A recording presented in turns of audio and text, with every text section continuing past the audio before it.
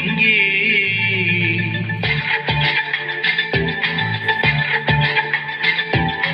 ঘন মেঘের সঙ্গী উড়ে চলে দিক দিগন্তের পানে, এই সীম শূন্য শ্রাবণ বর্ষণ সঙ্গীতে ঝিম